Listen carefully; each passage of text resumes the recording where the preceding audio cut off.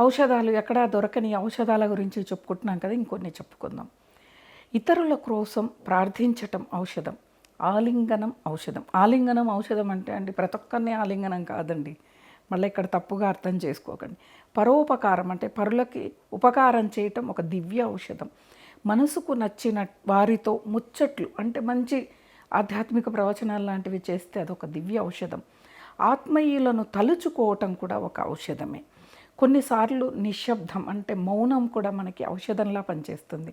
ఇతరులకు ప్రేమని పంచటం ఔషధం. ఇక చాలు అనే తృప్తి చెందటం ఔషధం. ఇది పెద్ద ఔషధం అండి. ఇక చాలు అనే తృప్తి అనే ఔషధం ఉంటుంది కదా, అది. ఈ ఔషధాలన్నీ కూడా పూర్తిగా ఉచితం అండి.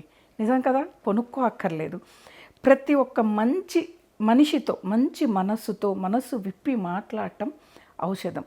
ఇవన్నీ ఏ మందుల దుకాణాల్లోనూ దొరకవు. మనకి మనమే సృష్టించుకోవాలి. అంటే కొద్దిపాటి సమయాన్ని కేటాయించి సాధన చేయటం అన్నమాట.